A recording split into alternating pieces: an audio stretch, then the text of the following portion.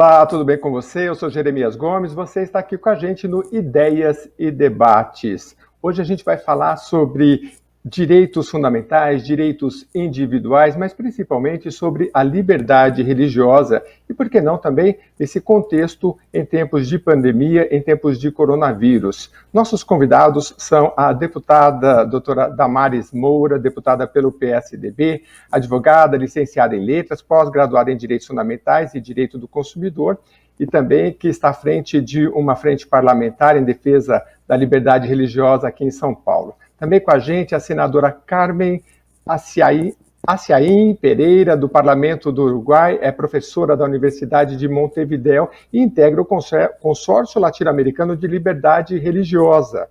E ainda com a gente, para debater esse tema, Rodrigo Vitorino. Dr. Rodrigo é professor adjunto da Faculdade de Direito da Universidade Federal de Uberlândia, a UFO, e ele também coordena o Centro Brasileiro de Estudos sobre Direito e Religião. Direito em Religião. Falei certo, doutor? Acho que é isso, né? Muito obrigado pela sua presença. Eu queria iniciar um pouquinho, agora sim, iniciar um pouquinho com a deputada Damares Moura, a quem eu agradeço a presença, deputada, e falar um pouquinho, iniciando do trabalho que a senhora realiza na Assembleia Legislativa de São Paulo, porque eu sei que a senhora iniciou esse trabalho sobre a liberdade religiosa há um tempo na Ordem dos Advogados, e depois esse trabalho ganhou força e amplitude no Parlamento Paulista, é isso, né? É verdade, Jeremias. Primeiro agradecer, cumprimentar todos os nossos telespectadores, não é, da Rede Alesp. Agradecer a você, Jeremias, pela oportunidade de tratarmos de um tema que é tão sensível, é tão urgente, não é? E é tão relevante para a dignidade humana. O começo foi esse mesmo, né? Há 12 anos atrás, eu fui membro fundadora da primeira comissão de liberdade religiosa da Ordem dos Advogados no Brasil. Eu presidi essa comissão por 10 anos, não é? E por meio da OAB, nós conseguimos dar mais visibilidade a um tema que, embora diga respeito à vida de todos os religiosos, não é? Mas ainda é um direito desconhecido e estamos falando de um tema árido, embora, repito, faça parte da vida de mais de 80% de brasileiros, segundo o censo de 2010, que se declaram religiosos. Né? Portanto, nós estamos tratando de um assunto que faz parte do cotidiano dos brasileiros, dos paulistas, não é? E eu quero só fazer um registro, Jeremias. Eu estou hoje neste programa com duas grandes autoridades em liberdade religiosa no mundo. E eu tenho alegria de tê-los como amigos. Olha só, não é o doutor Rodrigo Vitorino, né? Doutor em Direito, coordenando hoje um centro de estudos sobre religião na Universidade Federal de Uberlândia. O doutor Rodrigo viaja o mundo como palestrante nos mais diversos eventos internacionais, representando o Brasil de forma brilhante, como expoente do direito à liberdade religiosa, não é? E a doutora Carmen, minha colega advogada, aliás, ambos meus colegas advogados, não é, professora universitária da Universidade de Montevideo, eu tive a honra de conhecê-la alguns anos atrás, na Argentina, quando participamos juntas de um evento promovido pelo CALIR, não é? O Conselho Argentino de Liberdade Religiosa, que é um espaço de governo, ligado ao governo para defender liberdade religiosa. A doutora Carmen era palestrante, eu também fui palestrante do mesmo evento, nós nos conhecemos, ela era presidente na época do Consórcio Latino-Americano de Liberdade Religiosa, é uma mulher extraordinária, preparadíssima, e hoje nem eu e nem ela éramos parlamentares naquele momento, há alguns anos atrás, quando nos conhecemos. E hoje estamos nos reencontrando aqui virtualmente, ela como senadora no Uruguai e eu estou como deputada aqui no estado de São Paulo. Portanto, é uma noite é um momento de festa aqui agora esse programa e eu sei que ele vai frutificar com um debate muito rico sobre liberdade religiosa. Obrigada, Jeremias.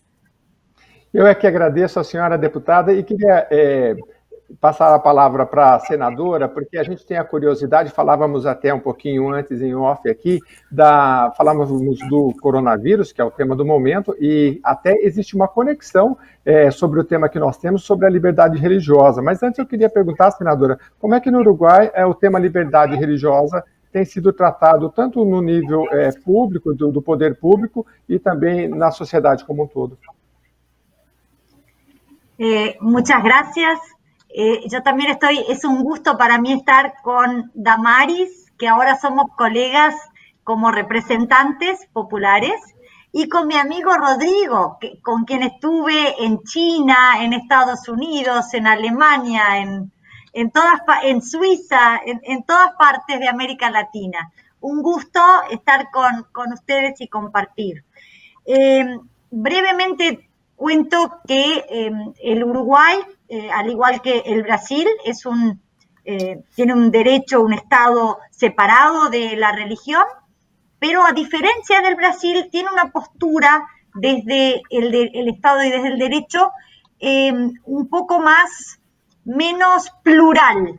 Si yo tuviera que describir al Brasil, lo describiría en su relación con las religiones como un país de amplitud, de aceptación, de protección, de pluralismo en materia de relación del Estado con las religiones. Y el Uruguay está un poquito en ese sentido más apegado a una concepción del siglo XIX en Francia. Pero, y aquí viene un cambio que trajo este coronavirus, que puede ser interesante para ustedes.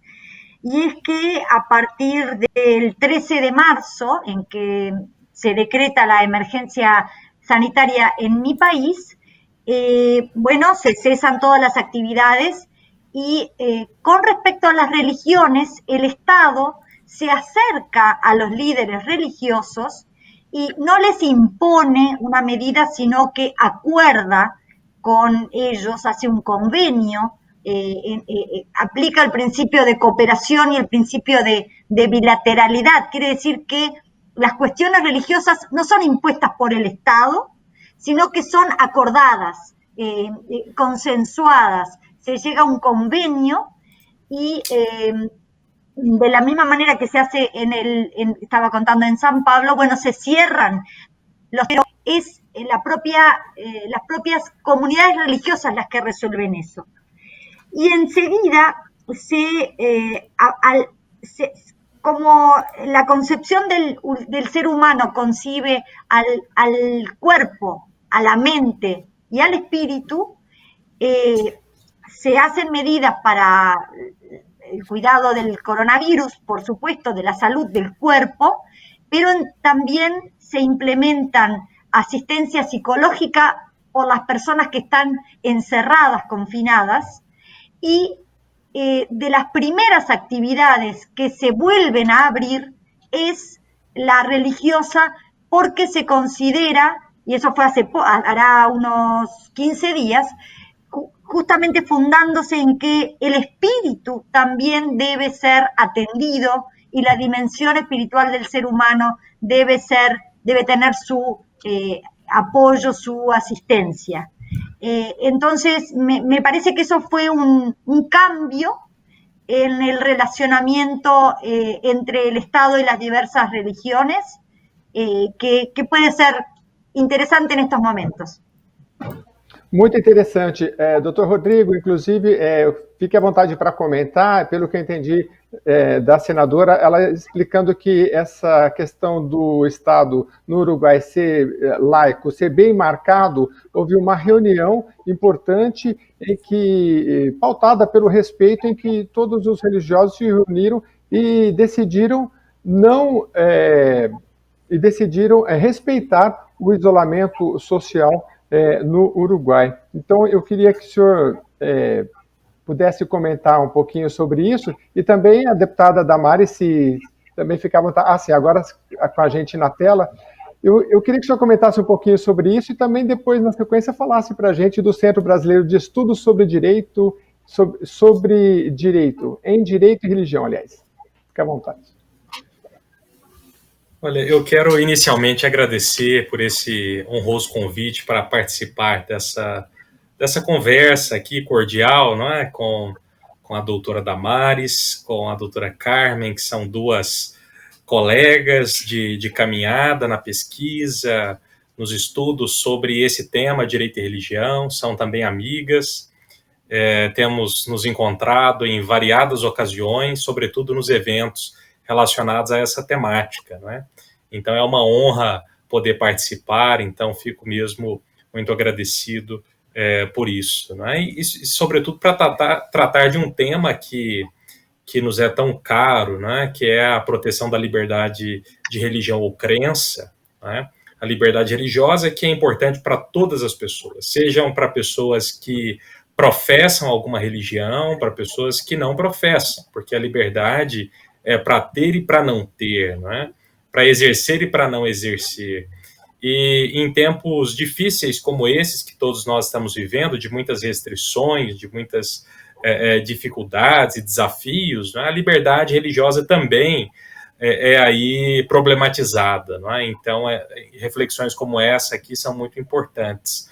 E o Brasil, a semelhança do Uruguai, é um Estado separado, não é? Institucionalmente das confissões religiosas. Já houve um tempo em nossa história imperial, não é? Em que o Brasil professava, né, enquanto Estado, uma religião específica, né, o catolicismo romano era a religião de Estado, mas desde o final do século XIX, desde o início da República, o Brasil se separou das confissões religiosas, embora não seja um muro rígido de separação, né? Nós temos diferentes formas de comunicações e diálogos entre os dois campos, né?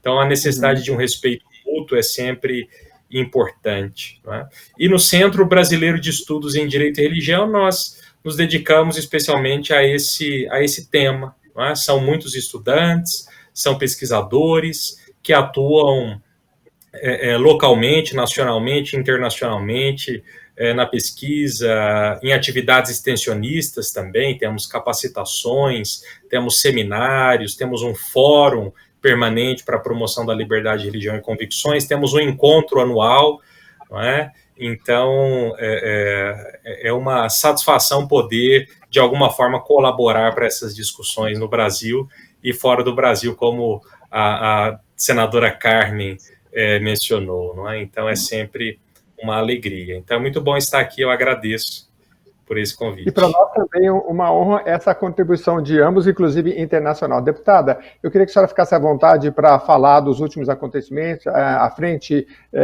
da frente de...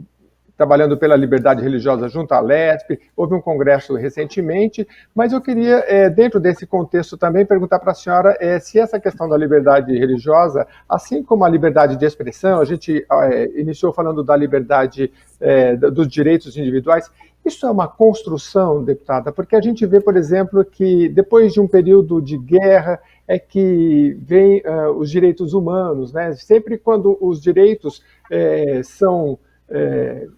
de alguma forma achincalhados, né, aviltados, há uma contraforça, né, depois da Revolução Francesa, enfim,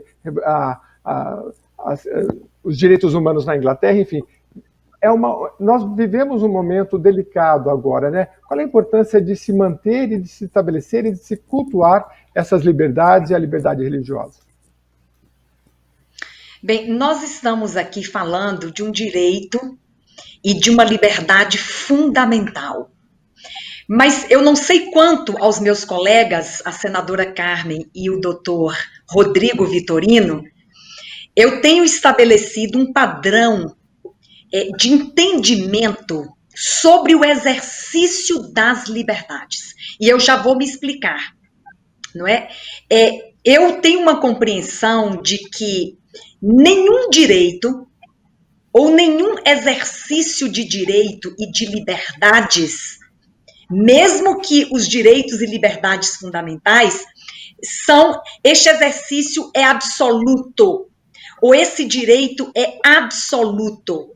Nós temos uma medida, não é, para limitar o exercício de um direito. Quando eu falo assim, certamente os meus colegas ficaram preocupados, não é? Mas o limite para o exercício de qualquer liberdade, de qualquer direito, ainda que fundamental, é a dignidade humana. É a dignidade do outro. Todas as vezes que eu exerço a minha liberdade, seja ela qual for, e nós colocamos duas em debate aqui, a liberdade religiosa e a liberdade de expressão, não é? Que são liberdades pelas quais muitos lutaram e morreram por elas. Mas mesmo estas, né, todas as vezes que o exercício dessas liberdades violarem a dignidade do outro, que é dignidade, é valor humano, não é? E tudo aquilo, ou todas as práticas que mitigam, que diminuem, não é? Que violam, que retiram a minha dignidade ou o meu valor, o agente daquela prática extrapolou o exercício do seu direito. Não é? E por que eu estou falando isso, Jeremias? Porque nós estamos vivendo um momento emblemático aqui no Brasil e talvez no mundo, por exemplo, quanto ao exercício da liberdade de expressão.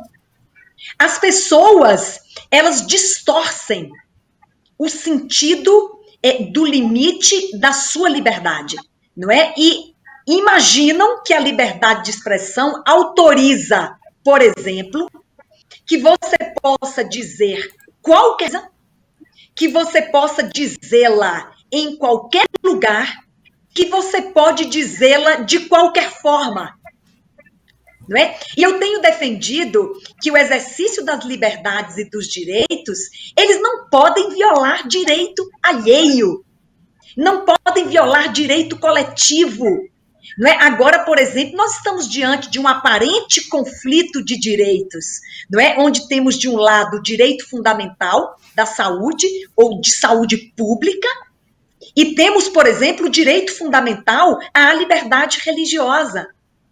Mas nós conhecemos, nós aqui, meus colegas, né, a senadora Carme e o professor Rodrigo Vitorino, que o Pacto de São José da Costa Rica, que é a nossa Convenção de Direitos Humanos, lá no artigo 12, diz textualmente que a liberdade religiosa é um direito fundamental, está garantido, você pode escolher, você pode professar, você pode se organizar, você pode mudar de religião, sem sofrer qualquer tipo de embaraço.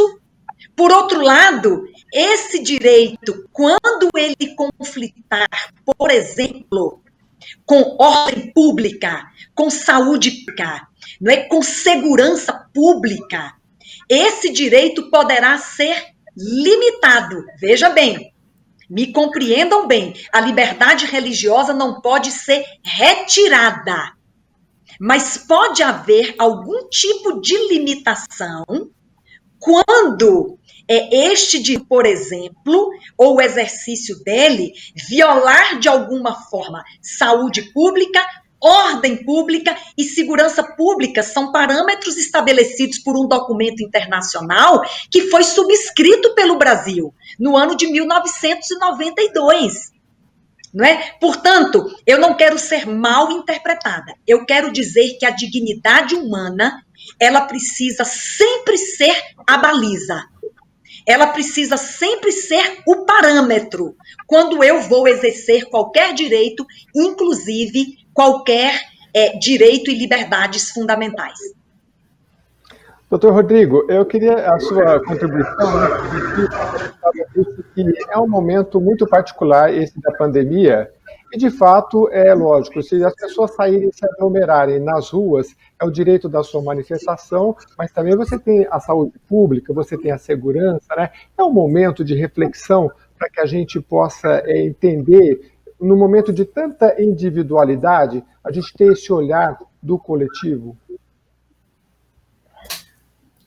Com certeza, né? Acho que é um tempo diferente, um momento atípico, né, que estamos vivendo, e inclusive para o exercício da liberdade religiosa, né? Então, inclusive da liberdade de expressão também, como a doutora Damares colocou, dois temas importantes nesse contexto em que nós vivemos, né? É preciso lembrar que, associado a todo direito, a toda liberdade, existe uma responsabilidade. Não é? Nós não podemos achar que os nossos direitos, como muito bem colocou a doutora, os nossos direitos são absolutos. Não é? Nessa discussão é interessante que tem uma decisão do Supremo Tribunal Federal de 1949, que enfrentou, talvez seja a primeira decisão no âmbito da jurisprudência do Supremo Tribunal, que enfrentou um tema sobre liberdade religiosa. Foi um caso envolvendo a Igreja Apostólica Brasileira. E ali, naquele caso, o Supremo declarou algo interessante. Ele disse que a liberdade de crença e de consciência, isso é um direito absoluto, no sentido de que as pessoas podem pensar aquilo que quiser, não é? Podem crer naquilo que quiser, mas no momento da exteriorização, aí nós estamos sujeitos a limites, estamos sujeitos a restrições que são colocadas pelos outros direitos, não é? Então, a própria deputada Damares colocou o Pacto de Cidadania Pública, não é? Em que a ordem pública, a saúde pública podem ser critérios utilizados para a limitação do exercício da liberdade religiosa. Agora, a questão é a seguinte, será necessário mesmo chegar a esse ponto, né, de nós termos que exercer o direito, né, no sentido de impor uma restrição à liberdade religiosa, de aplicar, de realizar o direito nesse sentido? Ou será que não é melhor, né, nós termos uma tomada de consciência e resolvermos isso de forma mais pacífica e tranquila, não é? No sentido de que as próprias comunidades, os próprios indivíduos, as pessoas, não é, tomam a iniciativa, não é, de terem cautela, de terem cuidado, inclusive nos ambientes de exercício da religião. Me parece que esse é o melhor caminho, não é? Uma solução que nem mesmo seria necessário passar pelo Poder Judiciário ou pelos poderes públicos de forma geral, mas que as próprias comunidades pudessem aí agir de forma cautelosa e cuidadosa, como nós de fato temos visto em vários contextos acontecendo no Brasil e fora do Brasil também. Não é? Evidente que há situações em que as pessoas não são cautelosas, né, não tomam as medidas de distanciamento social necessárias, não se cuidam, não é? Então, nessas situações, talvez seja necessário o Estado exercer, sim, o seu poder de intervenção. Agora, espera-se que numa sociedade em pleno século XXI, que nós tenhamos decisões conscientes, não é? E conscientes não apenas dos meus direitos enquanto pessoa, enquanto indivíduo, mas dos interesses que são públicos, que são sociais, e o papel de cada um de nós contribuindo para alcançar a concretização da dignidade da pessoa humana. Não é? Então, eu vejo que esse tempo nos chama também a essa reflexão, e eu sei que isso está acontecendo, né? A doutora Carmen anteriormente comentou, não é, sobre essa atividade que aconteceu ali das comunidades religiosas no Uruguai. Talvez ela possa comentar um pouco mais sobre isso, né? Que foi uma iniciativa muito interessante. Fique à vontade, senadora. Sí, puedo ampliar algo más que les puede resultar interesante, porque después de esa mediatura de los templos, acordada entre el gobierno y los líderes religiosos, ocurrió un conflicto con la autoridad municipal o estadual. Nosotros tenemos un régimen unitario, no federal, pero de todas maneras hay autoridades de los departamentos que vendrían a ser sus estados, San Pablo, Río Grande do Sul, etc. Y la autoridad departamental de Montevideo decía, no pueden abrir los templos porque están prohibidos los espectáculos públicos y las celebraciones religiosas son espectáculos públicos. Y eso fue una discusión interesante, porque el gobierno dijo no son espectáculos públicos, es otra cosa. Hay que separar, no todo se encasilla dentro de... Es otra cosa diferente. Puede ser que el culto sea público, pero atiende al espíritu, es otra cosa diferente, es otra categoría, y creo que las cuestiones religiosas tienen que ser abordadas de acuerdo a su esencia, a su categoría, a su naturaleza, y no encasillarlas por asimilación a otras.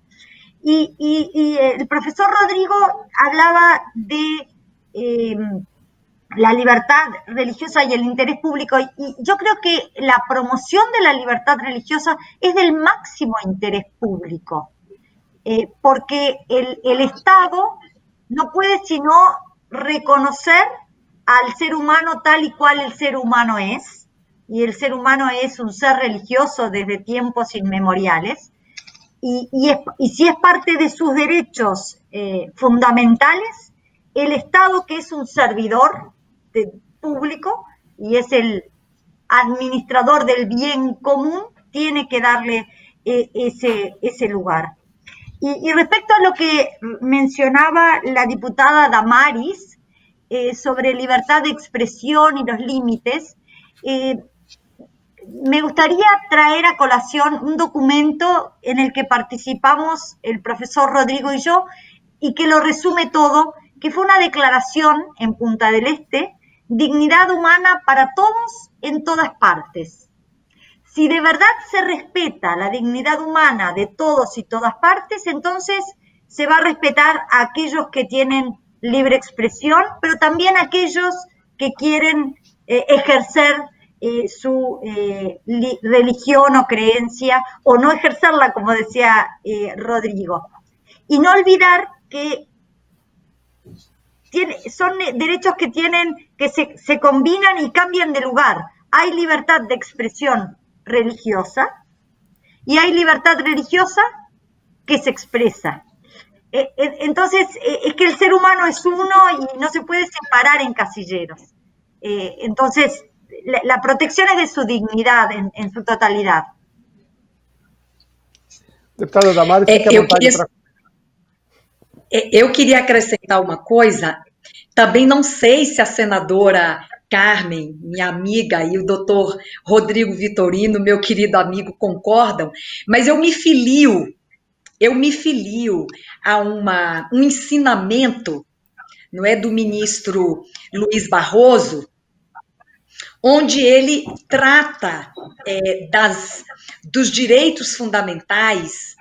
Ele não trata os direitos fundamentais de forma hierárquica, não é? Ou seja, os direitos fundamentais, eles precisam se harmonizar. Os direitos fundamentais, eles precisam conviver. Nós corremos um perigo de começar a estabelecer uma hierarquia entre os direitos fundamentais, não é? Esse é mais importante do que aquele. Não. Direitos fundamentais, eles não possuem hierarquia, eles podem ter prevalência, o que é diferente, não é? Para eu não ser mal compreendida. Eles não têm hierarquia, mas podem prevalecer em algum momento, um em relação ao outro, a depender da situação social que se vive. E talvez o maior exemplo que nós temos disso é o que nós estamos vivendo agora. Não é? Nós temos saúde pública, não é? Que é um bem jurídico e um direito fundamental. Nós temos o direito de liberdade religiosa, a expressão da fé, não é? O direito de organização, porque a liberdade religiosa ela tem as suas dimensões, é o direito de escolher, de professar e de se organizar, não é? Mas nós estamos vivendo um momento em que a saúde pública precisa ser conservada, e para ela ser conservada, é preciso evitar aglomeração de pessoas. E se os cultos religiosos promovem aglomeração de pessoas, Neste momento, não é? Recomenda-se a suspensão dessa atividade religiosa presencial, mantendo o núcleo essencial da religiosidade, que é, por exemplo, poder realizar os cultos de forma online.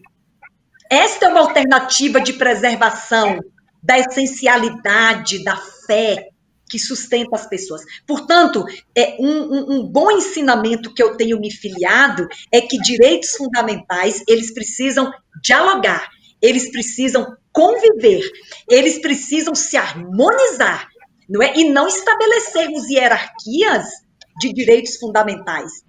Embora, em algum momento como este, possa haver a prevalência de um sobre o outro, exatamente para promover o bem de todos.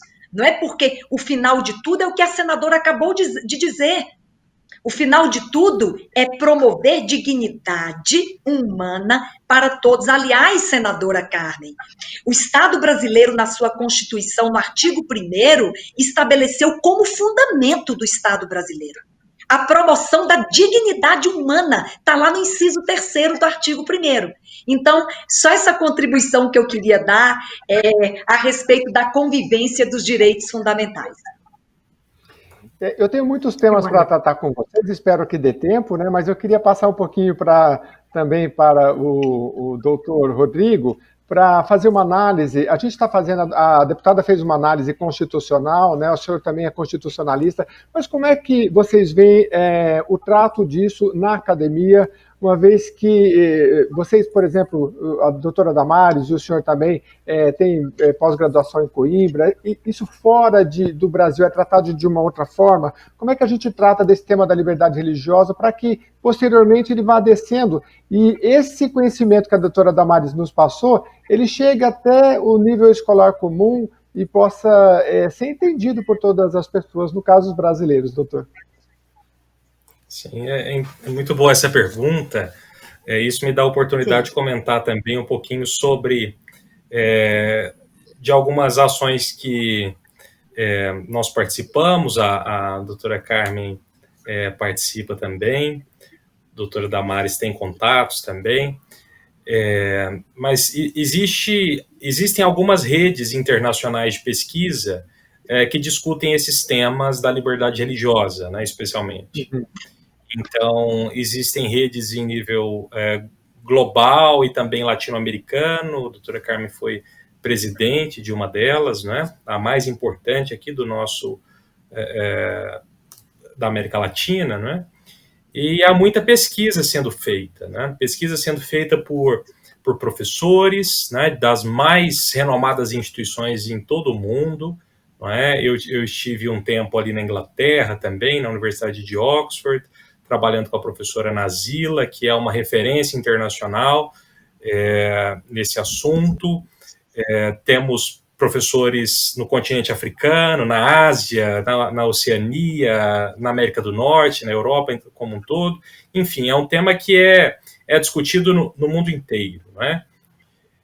Porque as pessoas, enfim, em qualquer lugar elas vão exercer algum tipo de convicção, de fé, né?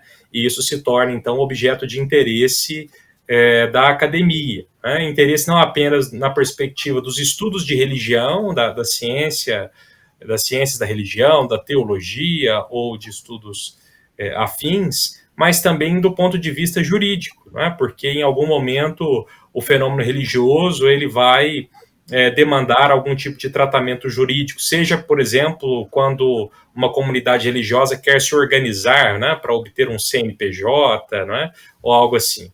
Então, nós temos a regulação, em alguma medida, da manifestação da religião em todos os lugares, né? Alguns estados buscam se afastar um pouco mais disso, deixando as religiões mais livres, no sentido, ou tentando, né, afirmar uma espécie de indiferença em relação ao fenômeno religioso, né, o que é o laicismo, né, ou a laicidade ao estilo francês, mexicano, né, talvez uruguaio também, mas tudo isso se torna, então, objeto de estudo, né, e nós que somos pesquisadores, que atuamos nas universidades, nas instituições de ensino, temos interesse nesses temas. Então, há muitas publicações em variadas línguas, né? E enquanto no Brasil, não vou falar em língua portuguesa também, em Portugal, né, onde, como você colocou, né, eu fiz os meus estudos ali de doutorado na Universidade de Coimbra. Meu orientador é bastante conhecido aqui no Brasil, para aqueles que discutem esses assuntos, o professor Jonatas Machado, conhecido a doutora Damares também.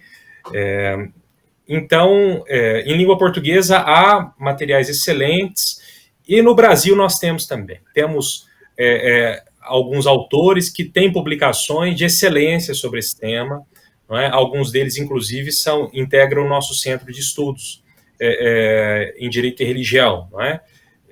Então, há obras para aqueles que têm interesse, né? E no CEDIRE nós buscamos fazer com que esses temas fiquem não apenas nas discussões acadêmicas, mas cheguem também à comunidade de forma geral. Então, nós buscamos traduzir isso numa linguagem acessível, porque às vezes a linguagem jurídica não é tão acessível assim para a população em geral. Então, nós buscamos desenvolver materiais de capacitação. Então, já demos cursos para professores de rede pública, cursos para jovens estudantes, né, cursos para profissionais de várias áreas. Estamos finalizando agora um material de capacitação para servidores públicos de várias áreas. Então, sim, nós temos estudos, né, tanto no âmbito de mestrado, de doutorado, há dissertações, há teses que enfrentam temas variados. Temos obras que já são publicadas pelas editoras. No Brasil, inclusive, alguns dos autores fazem parte do Centro de Estudos do CEDIRE, né? Centro de Estudos em Direito e Religião, de que eu faço parte.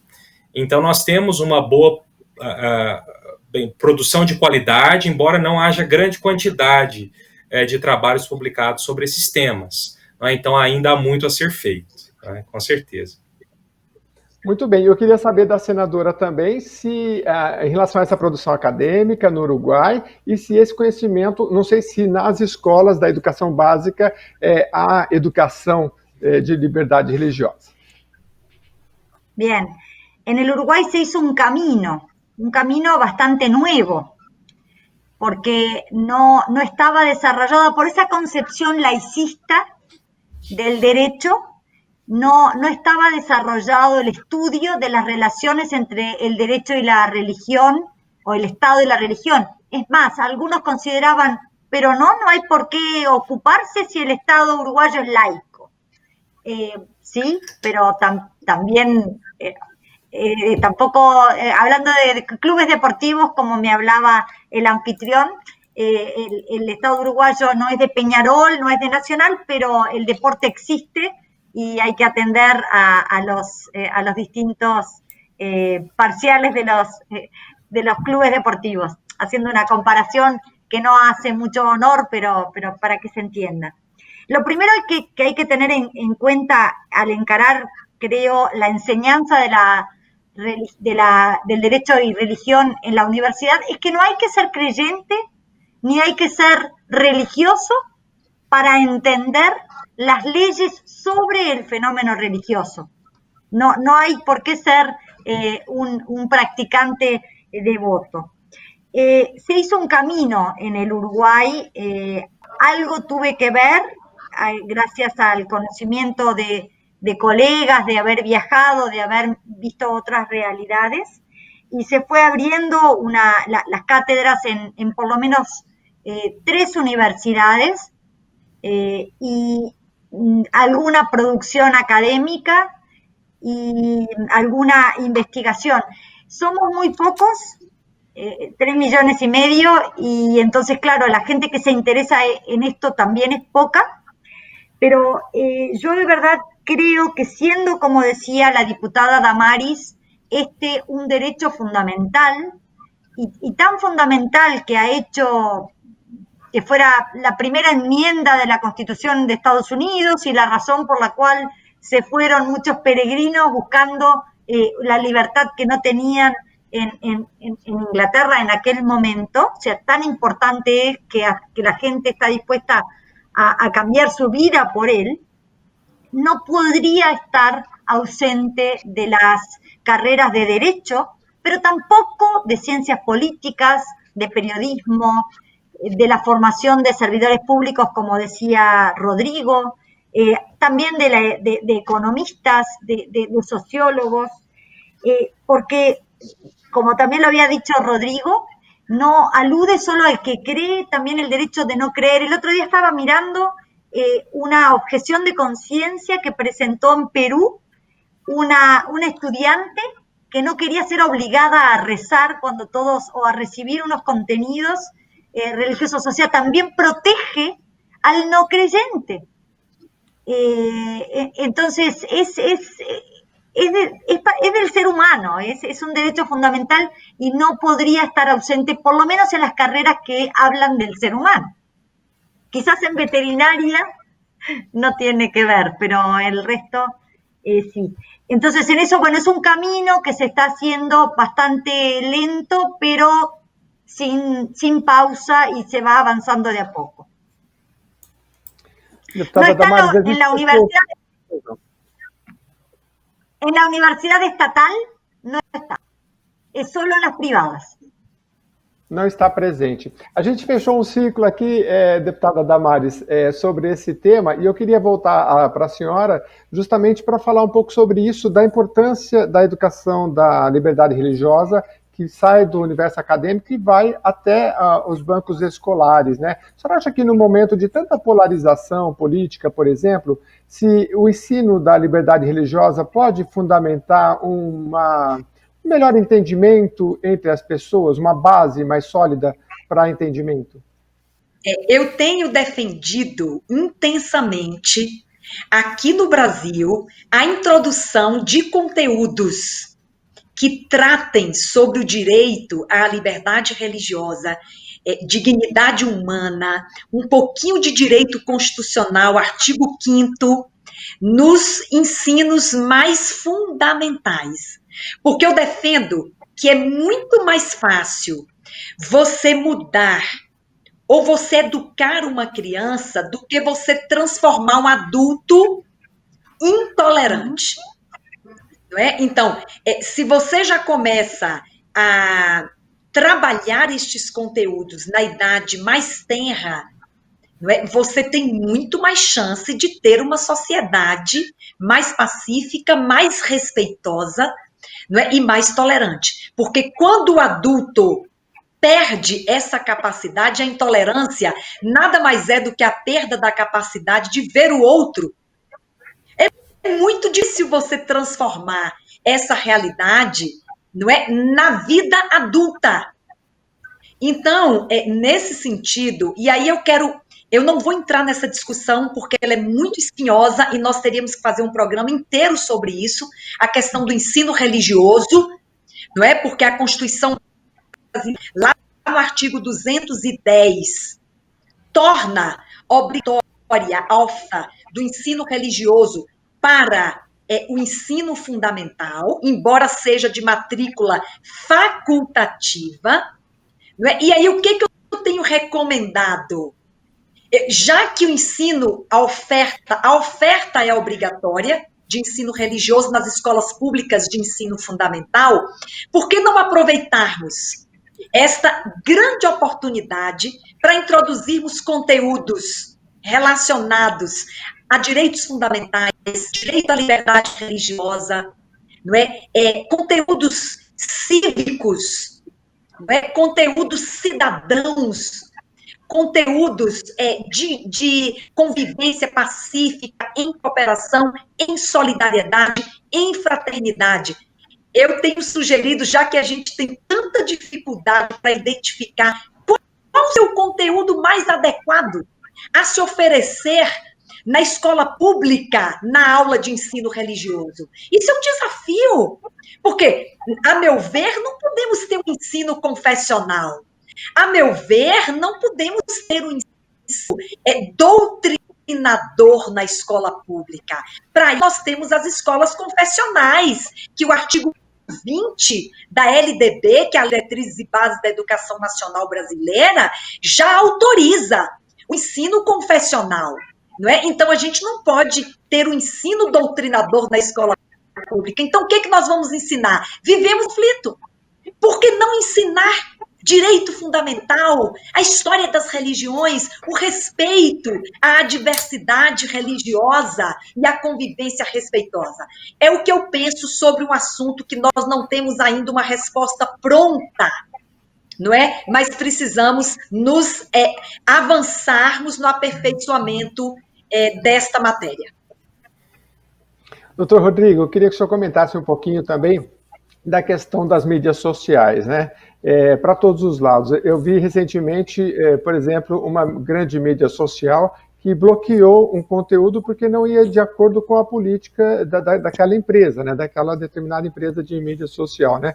A gente está sabendo lidar com essa mídia social que foi popularizada e, nesse contexto, o que a doutora Damares trouxe, desse ensinamento da liberdade religiosa, da liberdade de expressão, será que não seria melhor, não só para brasileiros, mas para uruguaios, para todos, ter mais conhecimento de até onde a gente pode se expressar com qualidade? Esse é, com certeza, um grande tema, não é, para os nossos dias. E eu acho que tem tudo a ver com aquilo que a doutora Damares comentava acerca da importância da educação, não é? Apenas fazendo uma pequena observação, em complemento, talvez, àquilo que a doutora Damares colocava, existe um material que foi produzido pela Organização para a Segurança e Cooperação na Europa, que são os princípios de Toledo sobre o ensino religioso, que falam exatamente desse assunto. Imagino que a doutora Carmen também vai falar um pouquinho disso, conhece, né? Então, um material interessante, né, que traz algumas diretrizes para como trabalhar o tema da liberdade religiosa no âmbito de uma disciplina, não é, de ensino religioso. Então, é um material interessante que eu acho que compensa uma visita. E, inclusive, bem, falando também desse tema da educação, a importância da educação para lidar com as mídias sociais, não é? Essa ideia de uma quase que uma alfabetização midiática, né? Se é que nós podemos colocar dessa forma, mas a ideia de que é preciso que nós aprendamos a lidar com as mídias sociais. É algo que nós caímos meio que de paraquedas, ou que ela caiu meio que de paraquedas, né? De repente nós já estávamos utilizando não mais o telefone, mas o WhatsApp, já estávamos ali no Facebook, no Twitter e tantas outras coisas que vão chegando, e as pessoas, em geral, isso não só no Brasil, mas no mundo inteiro, nós não tivemos uma formação para viver nesse ambiente. Não estou dizendo uma educação formal necessariamente, mas é algo muito novo, muito recente, e há muitas complexidades por trás de tudo isso, né? Como os algoritmos trabalham, né? Às vezes nós achamos que só existem determinadas notícias porque são apenas aquelas que chegam em nossas redes sociais, mas precisamos entender que existem algoritmos que mandam para nós aquilo que já é o nosso interesse. Então, nós acabamos ficando dentro de uma bolha onde nós ouvimos apenas aquilo que nós acreditamos, aquilo que nós pensamos, e não ouvimos mais o outro, não ouvimos mais opiniões diferentes, não temos um contraditório, não é? Porque nós somos alimentados com aquilo que nós já pensamos. Então, temos apenas uma confirmação das nossas ideias. Então, a gente precisa tomar consciência sobre o funcionamento das mídias sociais para saber como ter uma informação de qualidade e para saber também como agir ali naquele ambiente. Existe uma resolução das Nações Unidas, isso foi preciso dizer por escrito, que os direitos humanos valem também no ambiente digital. Ou seja, os direitos offline são também os direitos online. Ou seja, a privacidade que, quando foi inserida na Constituição Federal, né, a nossa Constituição atual é de 88, nem se pensava nas questões das mídias sociais, mas o direito à privacidade que está previsto na Constituição vale também para o ambiente digital, não é? A proteção da dignidade das pessoas vale também no ambiente digital, e a liberdade de expressão não é? Por exemplo, que não pode ser utilizada para calúnia, para injúria, para difamação, aquilo que às vezes as pessoas não fazem pessoalmente, mas por trás de um computador tomam coragem e dizem e fazem, é preciso lembrar que os direitos são também protegidos no ambiente digital, no ambiente online. Então, essa tomada de consciência sobre esse ambiente em que nós estamos e nessa época de pandemia, não é? De distanciamento social, se intensificam ainda mais. Talvez, se não fosse esse contexto, nós estaríamos fazendo essa entrevista presencialmente com a presença da doutora Carmen em São Paulo, eu saindo de Uberlândia, indo para São Paulo também, para nós conversarmos. Mas estamos aqui online. Então, a gente observa essa intensificação do uso das redes sociais, das plataformas digitais. Nós precisamos ter essa consciência de que os direitos valem também nesse ambiente, precisamos respeitar os outros e exercer a nossa liberdade de expressão com respeito pela dignidade alheia, né? Nosso tempo está acabando, a gente tem só 5 minutos, então vou passar a palavra aí de mais 2 minutinhos para cada um, mas eu queria passar um pouquinho para a senadora, ainda dentro desse tema, a senadora Carmen, que conversa com a gente diretamente do Uruguai. Eu me lembro o doutor falando que na Primavera Árabe, um dos rapazes que foi o deflagrador da Primavera Árabe, que morreu tanta gente, ele falou na época assim, olha, você precisa da internet, e na época ele tinha 1 milhão de seguidores, né, para derrubar um governo. Depois que ele fez todo o trabalho, ele voltou e ele fez inclusive uma palestra TED sobre isso, dizendo eu estava errado. O que eu vi foi o meu país dividido em dois, né, um contra o outro, um brigando contra o outro. Então ele foi fazer todo um trabalho de restauração no ambiente da internet, falando, gente, a gente não pode ser polarizado dessa forma, a gente tem que sentar, a gente tem que conversar. Então eu queria a sua opinião sobre isso, dentro do tema da liberdade religiosa, se no momento em que tantas pessoas se reúnem online nos cultos, né, se é também um trabalho que tem que ser feito de base, nesse momento que a gente precisa tanto de compreensão, de diálogo. Gracias por la pregunta, porque me lleva, si me permite, de vuelta a la educación. Entiendo que, estoy convencida de que es tan importante esa enseñanza acerca del otro, esa convivencia con el otro, esa comprensión de por qué el diverso, mi compañero de banco en la escuela, por qué está usando un kipá o un velo islámico, o por qué él guarda el sábado y lo respeta como día de precepto, o por qué no hace determinadas cosas que para mí están bien, o cumple determinados ritos o cree determinadas cosas. El poder comprender al diverso como punto de partida para la pacífica convivencia, porque si se crean esos estereotipos, esa como diabolización del diverso, del que es distinto y al que no lo comprendo, es distante, eso va a ser mucho más difícil luego poder comprender por qué hace lo que hace. Entonces, volviendo sobre este derecho fundamental, pero aplicado en la educación, algunos apuntes. Primero,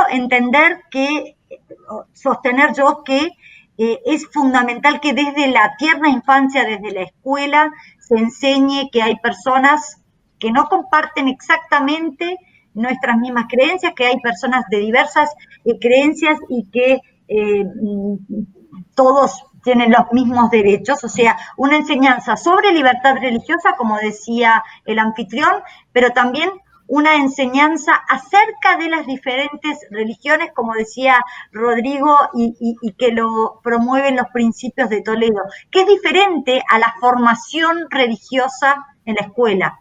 Es una enseñanza acerca de las religiones, como instrumento para la paz. Pero tampoco desdeñar, y aquí voy a discrepar un poco con mi amiga Damaris, yo creo que si uno toma el Pacto de San José de Costa Rica y tal y como concibe el derecho de libertad religiosa, no puede olvidarse que también está consagrado el derecho de los padres a elegir la educación religiosa de sus hijos. Y eso no alcanza con que sea en la escuela privada, paga, sino que si es un derecho de los padres, lo puede reclamar aún frente al Estado. Y es difícil darlo, porque la diversidad da mucho trabajo. Da más trabajo que aplicar una regla uniforme para todo el mundo, pero parece que respeta más la dignidad humana. Entonces yo siempre me congratulé del modelo brasileño que ofrecía esta educación religiosa a demanda de los padres, aunque yo sé que crea dificultades, pero creo que, bueno, es un modelo de tantos, pero que a mí me parece el óptimo. Uno cuando no lo tiene lo añora en el vecino. Así que eso, gracias. Deputada Damares, por favor, para encerramento, então, temos mais um minutinho. Terminamos com chave de ouro, falando de educação. Eu só quero agradecer a honra da presença da senadora Carmen, senadora uruguaia, professora de Direito, ali na Universidade de Montevidéu, uma autoridade no tema. Eu quero agradecer, senadora, o seu tempo de estar aqui conosco, foi extraordinário, sei que poderíamos ficar aqui muito mais tempo, e agradecer o meu querido amigo, doutor em Direito, professor Rodrigo Vitorino, da Universidade Federal de Uberlândia, e também o coordenador do Centro de Estudos de Direito e Religião daquela universidade, né? Um palestrante nacional e internacional, e a você, Jeremias, aos telespectadores da TV Alesp, todos os colaboradores, pela oportunidade que nos dão à noite. Nós é que agradecemos mais uma vez ao Dr. Rodrigo Vitorino, que esteve conosco. Dr. Rodrigo. Muito obrigado por essa oportunidade, é uma honra estar com vocês, né? Com Jeremias, com a doutora Carmen, doutora Damares. Sou muito grato, né, por terem me dado essa oportunidade de discutir aqui, também a todos os ouvintes e telespectadores da Alesp, né, que acompanham essa programação. São temas antes que precisam no ar a serem debatidos, né? E em São Paulo existe uma grande pioneira nessas discussões e na promoção da liberdade religiosa, que é a doutora Damares Moura. Então, eu quero aproveitar, inclusive, para parabenizá-la, não é, pelo trabalho de pioneirismo em São Paulo, não apenas em São Paulo, mas no Brasil todo, não é, uma referência para todos aqueles que atuam nessa área, seja na pesquisa, há também aqueles que atuam de forma são mais atuantes na defesa desses direitos, advogados e tantas pessoas que se espelham na doutora Damares para exercerem as suas funções. Então, muito obrigado. E a doutora Carmen, ela é sensacional, né? Ela é uma pessoa que é conhecida no mundo todo pelo seu carisma, pelo seu conhecimento, e espero que possamos estar em muitos outros eventos juntos e trabalhando juntos, também no consórcio latino-americano, é claro, né? Muito obrigado. Senadora Carmen Assaín Pereira, muito obrigado pela sua contribuição. Muchas gracias y por las palabras, ha sido un placer estar con los amigos Damaris, Jeremías y Rodrigo. De verdad, muchísimas gracias por este encuentro, esta invitación que he disfrutado mucho. Ha sido un recreo para mí, un break en la tarea legislativa. Muchas gracias. E, mais uma vez, obrigado à deputada Damares, que recentemente fez o primeiro Fórum Internacional de Liberdade Religiosa e Cidadania da Alesp. Tem um vídeo lá completo para você assistir na Rede Alesp. Ela também coordena a Frente Parlamentar em Defesa da Liberdade Religiosa, também está à frente de vários trabalhos no Parlamento Paulista, como a violência doméstica, enfim, é bem amplo o trabalho, é só você colocar o nome dos nossos ilustres convidados aí nos campos de busca dos grandes buscadores, que vocês vão ver o trabalho deles lá, que é muito amplo. Muito obrigado pela sua participação com a gente até aqui agora. Esse é o Ideias e Debates, que fica por aqui. Continue mandando seus temas que a gente vai trazendo para você aqui na Rede Alesp. Até a próxima oportunidade.